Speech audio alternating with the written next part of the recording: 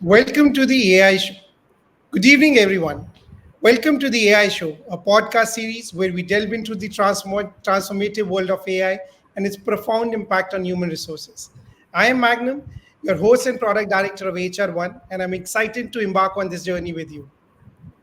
We understand that the emergence of generative AI brings a mix of disbelief, panic, and excitement at the same point of time. The rapid advancements can be overwhelming, leaving many professionals unsure how to embrace this powerful tool effectively. So, before we start, we would like to learn from all of you in the context of AI, which stage best describes your current feelings or experience? A. Panic. B. Disbelief. C. Acceptance. D. Excited. E. Confident. I will request all of you to please share your inputs in the chat window. I will request again to choose one of the panic, disbelief, acceptance, excitement, confidence that best describes your AI journey so far. As long as people don't leave because of panic, it's okay. So we're getting some exciting responses. I'll wait for another 30 seconds. So Preeti feels excited. Srivashan feels excited. So Shmita feels excited. Okay, excited also a part of it, right? Excited but what to do? Okay, so we are very excited. We feel very glad, right? We see a lot of excited and confidence levels. There's someone Pooja has also shown signs of disbelief. So moving on. So the truth is, whether we like it or not, we have to learn to live with it. Fear not, this series is here to guide you through this transformative era. The 10 episode season aims to take you on a journey to acceptance and expertise, irrespective from what stage you are at. By the end of the series, our goal is to bring you and the other HR leaders to a place where we can collectively build influential product roadmaps to harness AI capabilities. First, at an individual level, second, across your HR practice and departments, and then eventually to lay framework for AI skill advancements across your complete organizations. Let's start this exciting journey with our today's guest, Dr. Naga Siddharth. Dr. Naga is a well-known thought leader with 2 decades of experience in HR. His experience spans across various industries like tech, product, retail, healthcare, and even civil aviation. An author of 5 books, he's passionate about unlocking performance in organization. He's also an OKR coach. He's helped companies activate OKRs in a long-term sustainable approach. In his free time, he volunteers with Bangalore Traffic Police as warden officer. Let's welcome Dr. Naga. Very excited to have you on the show. Delighted to be here, excited with the wonderful group of viewers and participants, I should say, in today's conversation. Thanks for having me here, Magnum and HROne, and of course, thanks for coordinating this out, Chaya and Pulkit. Our pleasure is all ours, Dr. Naga. So, Dr. Naga, in one of our earlier casual conversations, you mentioned the immense potential of AI in reshaping the future of talent management. Would you like to throw some light on it for our audience? Yeah, I think see when we talk about talent, there are 2 ways of looking at talent, right? The classical approach was to talk about talent as the top, let's say, 10% of an organization, right? The larger use of the word, more loosely used in talent management, is talking about the larger population, saying everyone brings in certain spark of potential, and hence anybody is called talent, right? I think in both these cases there are quite a few opportunities to look at AI, and by that I mean not only doing what we've often been taking some time to do as HR professionals, but actually accelerating that and stretching the boundaries, right? Going where no person has gone.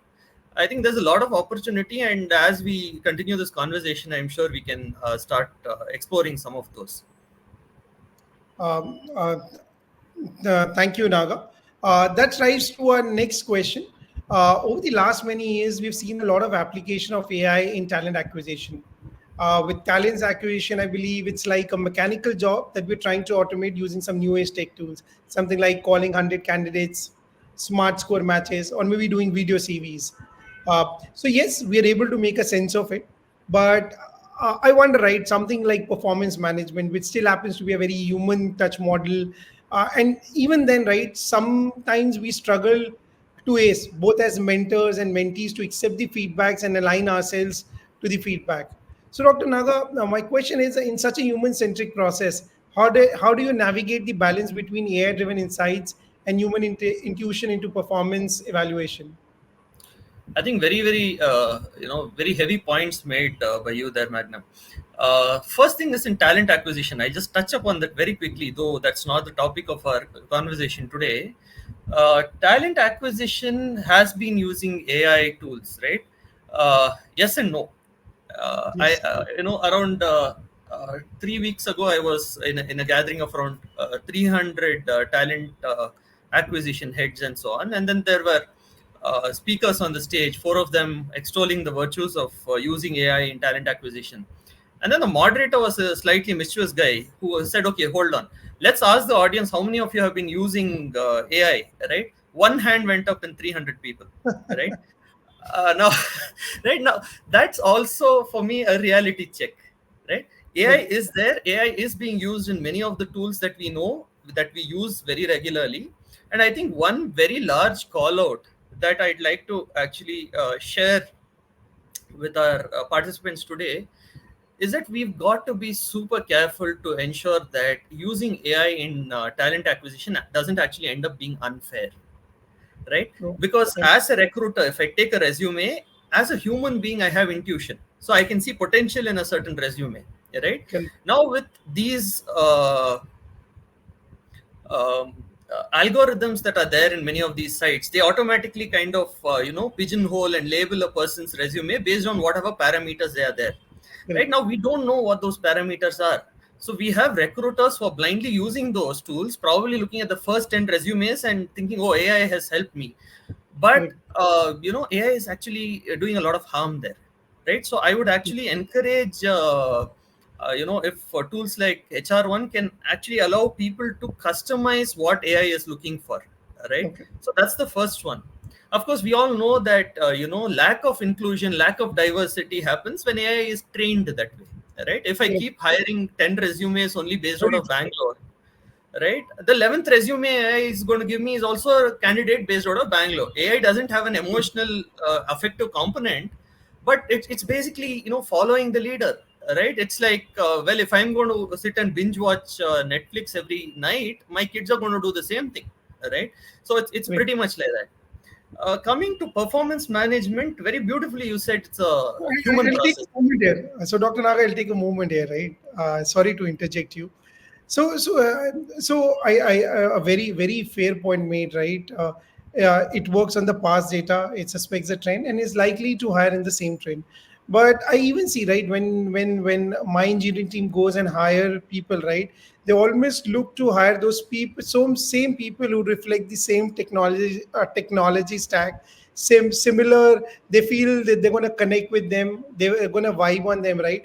So I think as an organization, as a business leader, as a parameter definer, I think I have to pass the wisdom to my team, to my audience, that okay, maybe XYZ are the traits that we acquired today, but these are the ABC elements that we are lacking on, or these are the directions that we have to work on.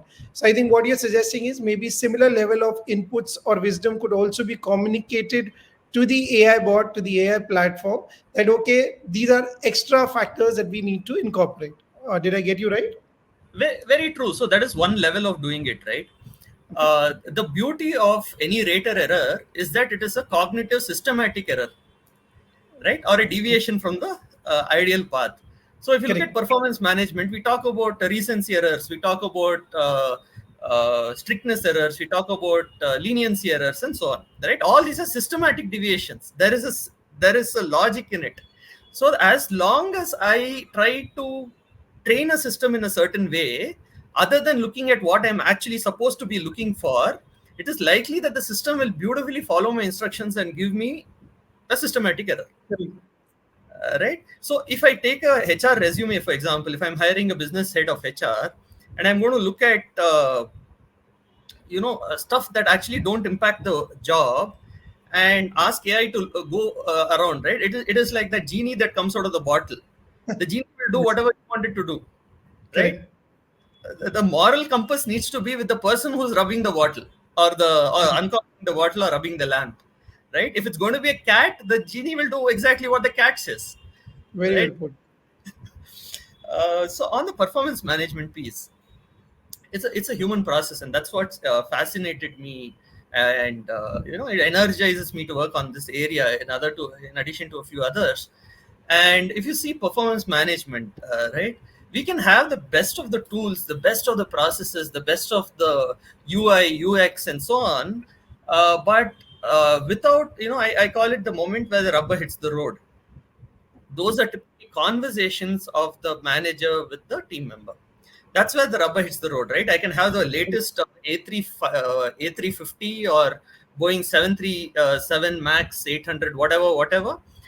But then, if that tire is not going to do a three point touchdown, passengers inside are going to be like, "Oh, I'm so happy to be alive," right? Correct.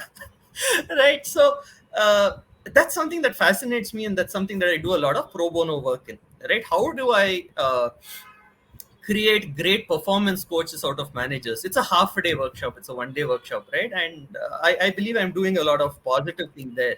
Why am I talking about it?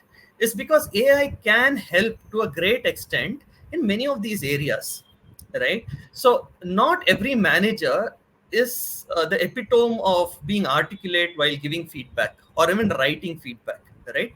It takes a lot of effort, because sometimes, if especially in the tech industry, and most of the industries are tech, they are either mechanical tech or information tech or chemical tech or whatever, right? Right. So we have engineers who are managers, and Correct. engineers like to think bullet point, right? That's how I even wrote my exams, right? It was a examiner's problem to make sense out of it, right? But I would write in bullet points, not in full sentences. Not my problem, right? I'm not going to write full sentences. Now this thing carries over to the workplace, I'm sure. right? And if I'm going to be thinking debugging, I'm thinking, here's a guy who needs to be debugged, or here's a lady who needs to be debugged, right? And Very it's well. not as pretty as a ladybird or a ladybug, right? So we are not talking about insects here. We are talking about real humans, real emotions, real feelings, and that one conversation can make or break the morale of that individual, Correct. right? So one of the ways I've seen AI being used very well is, you have continuous communication and performance conversations these days in companies. The tool allows people to jot down stuff, as well as come and sit in the one-on-one, if it's a virtual one-on-one, as a butterfly on the wall. I don't want to kind of say fly on the wall, right? It's a butterfly on the wall, right? It sits there and it's listening to you. And we all use these tools these days, right? I don't want to name them because that would be like giving commercial publicity to them.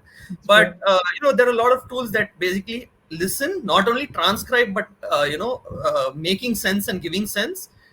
uh, it goes one step ahead. The tools actually identify the sentiment, and whether there's a power differential, whether someone was being spoken down to, whether there was a rebellion character, so on and so forth. That's a beautiful thing for me as a HR business partner also, right? I don't have to go and read the one-on-one documents of 200 employees and figure out, oh, you know what, this, that, and I've kind of made a mental model. Then I go and drink an energy drink, come back very happy, and I say, oh, all the one-on-ones are very happy, right? Yes. I have AI doing this for me like a genie. So that's the first one, right? The second is, the number of data points that are there, right, in an appraisal I'm cycle. sure. Uh, Today, what happens? It depends on the HR business partner's articulation capability, sense making capability, and presentation ability, And right? passion also at times, right? How eager one is really to, how seriously one wants to really take this. And if the passion is not there, it will be substituted with fashion. Okay. Right? If I wear a nice thing with a huge logo here, then people might be more interested in, oh, when did this guy buy this nice little logo on, and wearing very fashionable clothes. So coming back, so you know, it should help managers and leaders. See, HR is not in the business of running business. It is in the business of helping people run business, Very well. right? And that we do by running it by what I call business through people. and AI can do that by giving thematic summaries, right? Now, let's say there's a business unit 1, there's a business unit 2, there's a business unit 3. And I'm not saying just AI, right? When I say AI, I'm actually talking about generative AI, right? Because AI has been there from the 1960s and 70s, right? Neural networks and you know artificial intelligence has been there. Even when I did my engineering 25 years ago, it was there. Right? I scored very well in that topic. We used to have global minimums, local minimums, and equations, and so on. So AI Correct. isn't new, right? We also had NLP, we also have machine learning, and so on, right? So what is new is generative AI. Now, Correct. generative AI is able to give sense, but in a slightly dispassionate, disconnected way. The stuff that we've Okay. seen till today, right? Um, some other companies have used AI for career frameworks and career framework nudges. Okay. Okay, so now let's assume a 3 lakh people company, right? 300,000 for those of us who are not from India. Uh, if I can just feed in the career paths of people, right, along with managers and so on, basically context setting has to be done. There are companies in the world who've used that to actually go and ping someone and say, hey, you know what, you are at this position, and if you do da da da over this time, it's possible that in the past there are people who've grown this way. Is that something that you want? Excites you. Makes sense. Right, so there is this thing of customization and personalization and hyper Right. personalization now. Right, Right. so it almost goes towards making people's lives easier, good or bad in the long run, I don't know, but is the function there? It is there, Right. right? No, no, Naga, in fact, a very valid point. I tell you, you ask a QA into 3 years of experience, he won't even know what are his options, right? He would naturally just say, I want to learn automation because that is the way all his peers have been talking him about, right? But I'm telling you, more even today, I really believe one of the better great product managers that come out of QA cycles. These are the people with great domain knowledge, in-depth insights, and the potential to be great product managers. So many a times, right, when just the way you just understanding the future paths, or maybe just understanding the overlapping of skills across different profiles, many a times you can also be just hit down with three, four, five options that a mundane mind might not have looked to explore, right? So many a times, right, it's just giving you four or five different paths and just hinting you these are two, three small things that you could, if you could do, you can probably fast track your career in particular direction. Very well, fair point, Naga. Thanks. Which actually got me reflecting. So in 2006 7, I was a part of a very large company. I mean, I admire and respect that company even today. uh, we were around 60,000 employees, I would think, at that point in time. I was a part of the group that made a career management portal. We got the Aon Hewitt Best Employee Award 2008 or 2009. Okay, I given well, enough hints to figure out which company if people are interested. yeah, not to So, spell it out for users, but yeah, something that's on his LinkedIn profile. right, yeah, yeah. So, we built a career management portal, and my manager actually configured. We use psychometrics there to help people understand about themselves, and then we also had 6 different goals. Move up, move across continents, move inwards, and so on. Right, or a learning project, and so on. And if I remember, at least I think 80% of the goals set by individuals in that company 20 years ago or 15 years ago actually got done. So we are talking about a very real need that is there. And if we are going to have AI, today there are tools that a person can run on a LinkedIn profile. It kind of comes and sits there. That will actually tell you about the personality of the person. Now, again, this is a little unfair. Okay, I'm calling it out. It's unfair. As a psychometrician, I feel it's super unfair on the person. But then it is there, right? So these tools can be used by individuals for their own self-reflection. Correct. That's all I'm saying, right? The other area where it is very useful, two more areas I want to touch upon.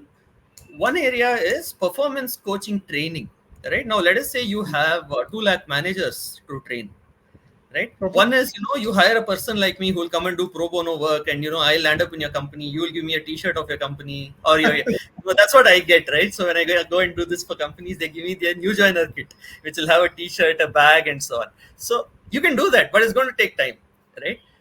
there are simulations today that will give you a particular thing, right? Based on your previous answer, Gen AI is creating a question that kind of deepens your learning, Correct. right? And the situation is instantaneously almost created. The characters in the situation are instantaneously created, and options are created there. For example, if I'm giving negative feedback to someone, it asks, hey, I'll just tell the person on the face, right? Or the other is, I'll ask the person about what are the areas they think needs to be improved. The third thing would be somewhere in between, right? I'd use a sandwich method, right? And then you can use this after the training in classroom Correct.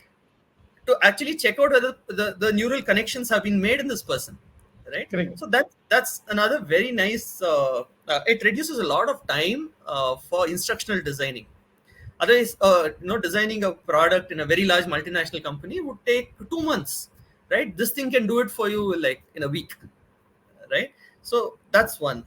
The last and final one, actually answering your previous question, is in companies, it's there's something about every place, and some things work in a certain place and some things don't work in other places, right? Very right. There have been large Indian IT services companies that have and I think healthcare is also looking at something like this, which Okay. is you have tier tiers of colleges, right? A, B, C, D, E, F, G, right? You find bright sparks even in tier G, Okay. right? You'll Yes. find not so good talent even in tier A, Me. right?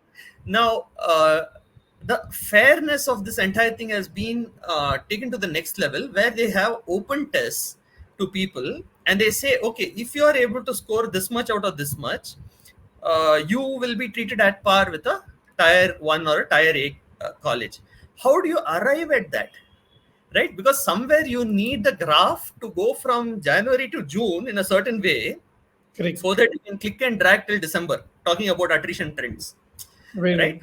Similarly, if I know that I have 3,000 people of this college who've gone through this company, and I have the performance records, and I have a certain requirement of a certain set of people having certain characteristics in the way they are good at a certain topic, etc., etc., and I'm able to ask query people or the system well, it will be very easily able to tell me, saying, hey, this is what you're looking for. Why don't you look at this college with this?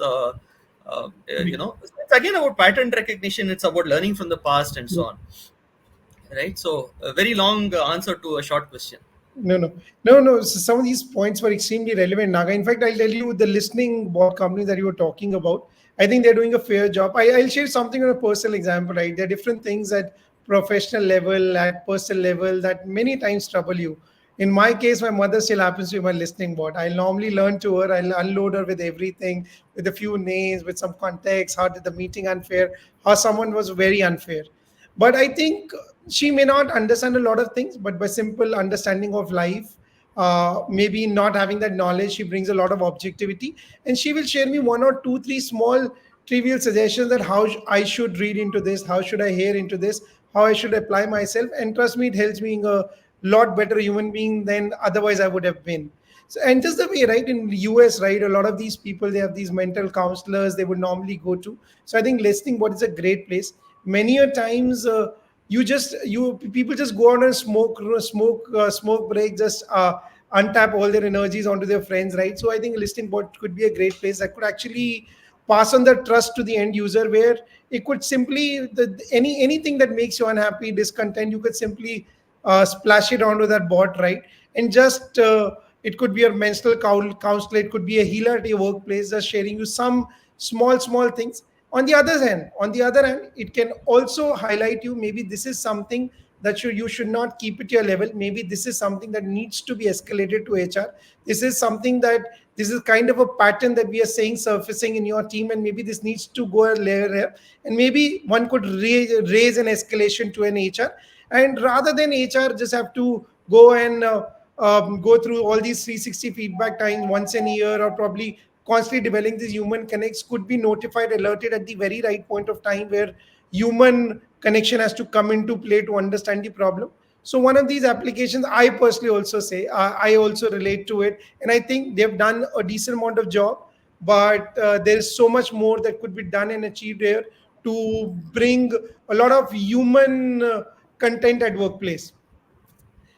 Just to carry on, I think you brought in some of very exciting perspectives how AI could be applied in performance management. Some of people are already doing it. You have set some very challenging goals for me as a product manager of a performance of an HR tech platform to bring these things right, to democratize these solutions and probably serve it in a very cost-effective price point.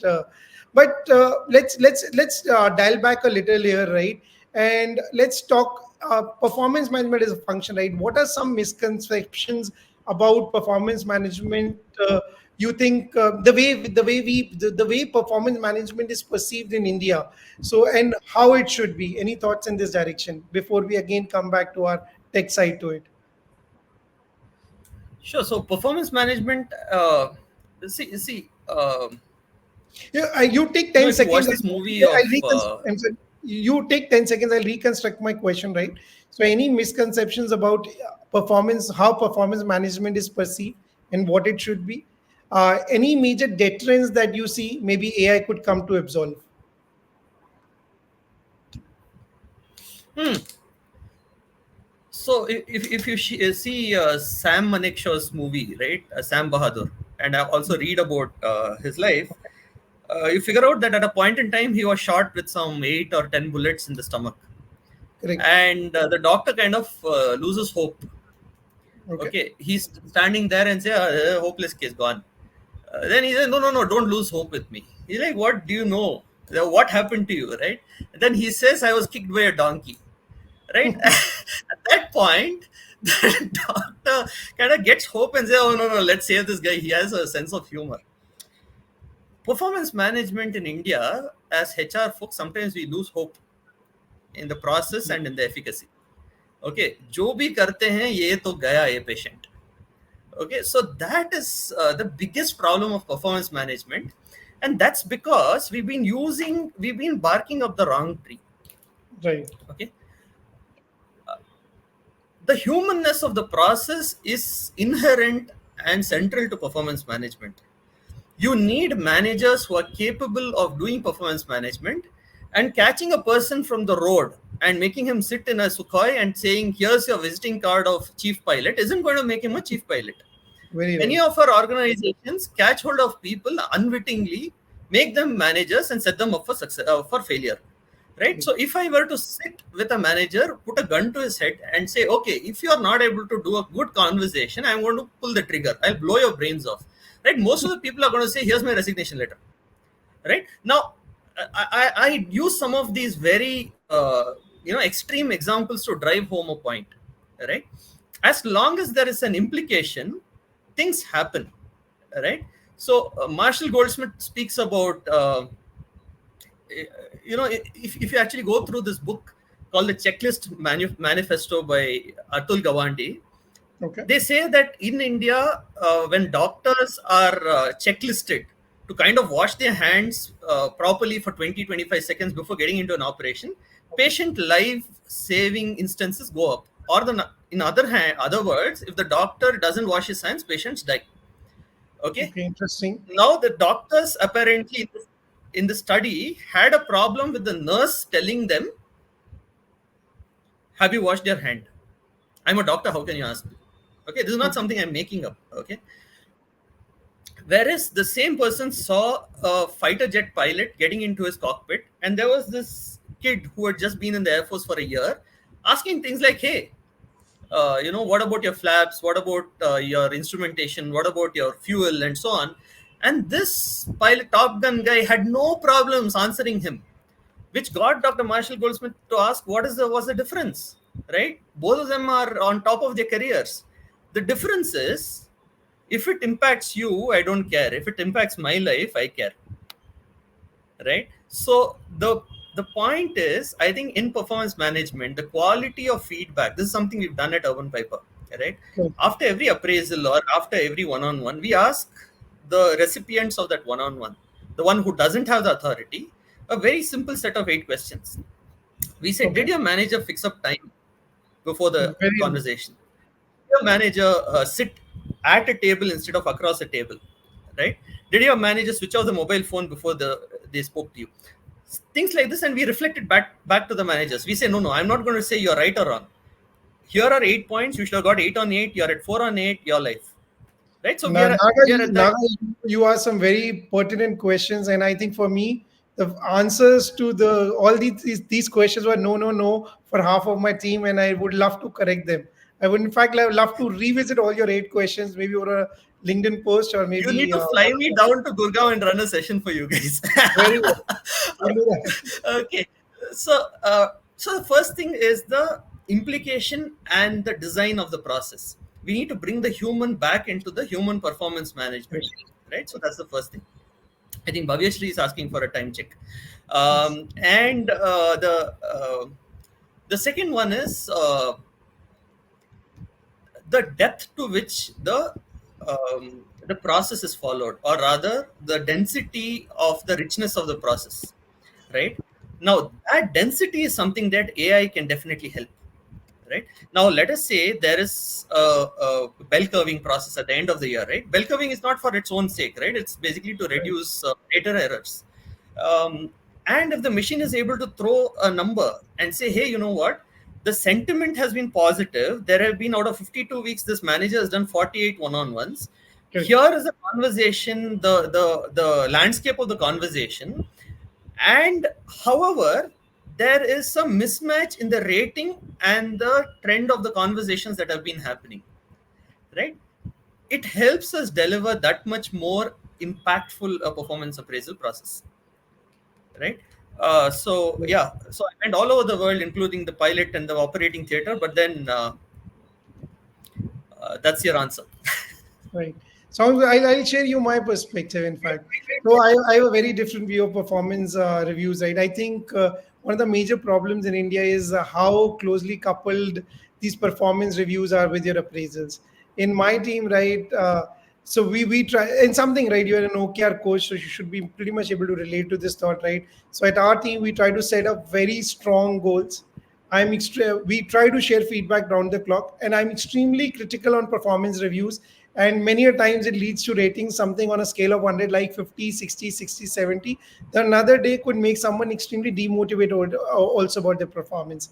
But whenever we start our appraisal sessions, right, trust me, for me, giving reviews, giving feedbacks is one cycle that should happen constantly. When we sit on appraisal session, that is one day I really want to make them happy beyond their boundaries, right? So we try to decouple both of these things. But unfortunately, very recently, when I was doing performance reviews this time, there were like 4 or 5 people in which, while doing appraisals, I brought the performance reviews also into play. I personally looked at it as my personal failure, where last 6, 8, 9 months I did not do my job right, where I could not communicate this feedback right point of time. He could not evolve it, and today I had to bring this into this discussion to justify what he deserved. I could not. What it could be, I could not. So this is my perspective personally. Beautiful. In fact, we've tried to hack this even without AI right now, till now, right? So, till someone like you builds a good product, what we use in UrbanPiper is something called the People Power Index. This is something I invented around 8 years ago. It's Okay. very simple and puts the entire control into the manager's hands. So, the first thing is we expect managers to do at least one in depth one on one every month. So, it's a checklistable item. Okay. The second one is we ask for quality of feedback conversation or quality of one-on-one feedback from employees. So that's again in the hands of the manager. The Sounds good. third is my HR business partners do one-on-ones with 100% of the employees every quarter, right? And Wow. these are in-depth Wow. one-on-ones, 1 hour each, right? And then we map a state, a red, amber, green state, and Sounds good. communicate this to the manager and say, hey, someone is in a red. Do you want this person to be in a red and leave, or do you want this person to become a green, right? Now the Very manager does a sign off saying, no, red is fine, I know this person's moving out, it's okay. So we are okay with that. But if the manager says the person's got to be green and continues to be red and the person leaves, the manager loses all the marks on the PPI dimension, right? So there's going to be a dip there. Similarly, we've done something around pulse and engagement. This again got to do a lot of with my doctoral work. Okay. Performance management is basically about one thing, right? Magnum, tomorrow you and I, we start a startup. What do we want from employees? We want employees to come in and say, I love this company. I want to contribute more willingly. I want to Very contribute more willingly is nothing but the construct of discretionary effort, which I studied. Okay. Uh, passion and not fashion. Sorry. Passion and not fashion. Huh? Okay. Okay. And what we did is we looked at around 100 plus constructs inside UrbanPiper to find out what makes employees tick. We figured out four or five of those are what actually matter, and this is statistically with using regression, right? Jagu, if you're watching this, thanks to you. He's the analyst who helped us with the regression. So we then we figured out this. We measure only these 11 items every quarter, 33% sampling across the quarter. So and we the inputs of this also comes into the manager's PPI, People Power Index score. And finally, we do a coach, the manager, a performance coach, right? So the marks the manager gets in that training also comes into the PPI score. And then we circulate this transparently among all managers, not yet with the larger organization, but among managers. We want it to kind of soak in and so on. So the moment managers see that they've not been doing one-on-ones and they lost those 20 points, and they see their colleague has been doing those one-on-ones and got those 20 points, there is an implication thing in the human brain, right? If you go to a golf match where extremely rich folks are playing, they will sometimes swear, cheat, and lie because they don't want to lose $100. Because successful people don't like to lose, right? So if you put an implication around your performance management system, people will do it well. Bottom line. right. Sure, we'll fly you from Bangalore for one PPI session too. So moving on, right? Before we wrap up, let's have a quick round of rapid fire questions to get your very unfiltered and very candid perspectives. Not that you're shied away so far from it. So Naga, biggest AI myth you would like to debunk? Biggest, sorry? Biggest AI myth you would like to debunk?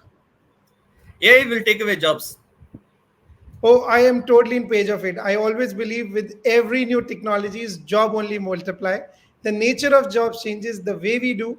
Maybe today there's a designer who is designing my PPT. Tomorrow he'll be creating template for all of us, and we'll be leveraging it.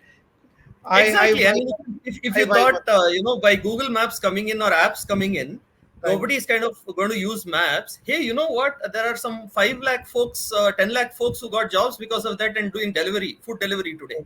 correct. Right. So the nature of jobs will change, the intensity of jobs will change, the richness of jobs will change, but jobs will increase. Right. I bought an automatic car. I thought, okay, I'm going to spend 2 lakh more. I'm going to cut down my driver cost by 2 lakh 40,000 every within 3 years. I'll be plus plus. My driver is there. I've spent 2 lakh more. So technology will never take away the jobs, right? It's just the comfort and the way we do things might change. But yes, I Human think jobs experience. will multiply. So one key benefit of AI in performance management that often gets overlooked. We can even ditch AI for that matter for now. Any Making sense and giving sense. Sense making, sense giving. Very clearly. very right. One last one, right? Any way you see the function of HR changing, evolving with AI? This is one These of are my things that I say, I think HR has to be in the here and now. If HR changes, let it change. But I think we yes, need to become more effective, and that's why I don't, attend too many conferences that say future of HR. I think we are in the present, and we need to make things possible for people in the present. So slightly, divergent answer, but that is my answer. sounds good. Thank you, Naga. It's been a very exciting and engaging conversation. So before we get to hear the closing thoughts from Dr. Naga, we will love to leave you with a quick 2 minute hack that we believe you can apply right after this session to drive some value at work. I think we've also touched on this, right? As an HR, we believe in the power of 360 feedbacks and performance reviews. But how many of us are really able to unleash the true potential of it, and especially without bias? So let us assume, right, there's a 500 employee organization where every employee gets feedbacks from, let's say, 6 employees. There are approximately 5 questions. So that approximately leaves us with 15,000 data points being generated every quarter, every half year, the way you approach these feedback cycles. Now, how the hell anyone on earth is expected to make any sense of data, any sense of it, remove bias, and maybe get meaningful, actionable insights to from this humongous amount of data that is being generated every now and then? But fear not, now with AI, it's simple, extremely effective, and I guess bias free. So, what I would recommend all of you guys just after this session, right? Just hang on for another 15 minutes, go onto your HR Tech tool, download the last year 360 feedback reviews from your HCM platform or say HROne if you're using it, right? What the major catch is, right? Do not forget to replace the PI data, employee name, his mobile number, and other PI data with some unique identifiers, and paste this complete Excel complete data into Chat GPT or any AI analysis tool you like, and ask simple questions to it, right? Who are the employees who are not reflecting the organization core values? Who is not respecting their colleagues or team members at workplace? Who should be nominated for next generation leader grooming program, right? And you will be excited what you're going to learn, right? The amount of value your last many years of 360 feedback analysis would not have been able to achieve with 15-30 minute well constructed effort. You'll be able to achieve something sensational. I really hope you guys will gonna give it a try. I believe these small exercises will help take the fear away, will make you more confident about the tech abilities and its limitation, and hopefully translate all this into some meaningful excitement that is going to create value over a period of time. Very well Coming back, said. thank you, Dr. Naga. Coming back to Dr. Naga in today's discussion, Dr. Naga, any closing thoughts for HRs and business leaders how to embrace this newfound intelligence? No, I think just be playful, enjoy it. Don't be too scared. Go explore, figure out what's happening. Nothing will happen. A computer won't burn. Hard disk will remain alive. So just go there, do something, learn, but learn, keep learning. I think I should also kind of sign off with one interesting event that happened a few months ago. I won't tell you whether in my company or in another company. Uh, so there was this uh, you know young HR intern who thanks Magnum. So young HR intern who was tasked with sending out a message on Slack saying, there's this some happy event like Independence Day or Republic Day, whatever. There were some celebrations. Can you please be there? It was a very morose, almost depressed message, right? So the HR head said, why don't you go to the content writer who's there in the Marcom team and get it done? It was done, and in half an hour, beautifully designed message with emojis and all that came. HR head super impressed. Said, how did you do this? You should learn this from the content creator. The intern said, sir, she also didn't do it. How? She also used ChatGPT, right? So fair. Okay, so this thing went out. The next day, there was a bank that was supposed to come and display their range of credit cards and loans and so on for the company. HR head calls the intern and says, okay, get a note for this. Again, the intern goes and uses the same thing on ChatGPT, and the message is totally out of context. Okay, we are super excited to welcome this bank, whatever, and we will celebrate the participants who go. I mean, totally out of context, right? So I think it drives home a very important point, saying it doesn't remove the human in HR. It's a tool. Use it for the context, because not everybody is good at context setting and ring fencing, right? So use it, but the human will always be there. Very exciting stories you always have, Naga, to share, right? So we would like to thank you, Naga, for sharing your valuable insights into AI-driven performance management. We found your perspective, the way you approach life, the way you pick anecdotes and use it to your advantage, extremely enlightening. It's very interesting how you make such heavy discussion with your charm and humor is extremely admirable. I do not think there could have been anyone better than to kickstart this journey, HROne AI Show journey. I will All the also like best to to you guys. Fantastic work. Have a great set of podcasts. Yeah. Right. And thank you, Naga. I will also like to thank all of you to join on this hot Thursday afternoon. My 2 cents here are, I think until today, computers have been something that have been 10,000 faster than us. They would process thousands of transactions in very little time, generate reports, and it would be left to human to make sense of it and drive strategic decisions. I think this is the first time in history with the unique power to think like a human, they've turned slightly smarter than us. They can wear the hat of you being your personal legal advisors. You would write an email, you said, okay, write in the legal lawyer language, right? They could be a market researcher, they could be a mentor, they could be a designer, they could be psychologists and whatnot. So I think we are at a very unique cusp of intersection where they have just edged our intelligence, and their intelligence is expected to rise exponentially than any of our capabilities, not only in one domain but in a very multifaceted domain. So we believe, I think it is time we do AI before AI does it to us. The journey begins with acceptance, as Dr. Naga also said. We have to let go of fear. We have to start accepting it, start embracing it. The question is, how do we do it? Wait until our next episode where we learn further on how other leaders are picking up on these new skills, empowering the journey of HR transformation.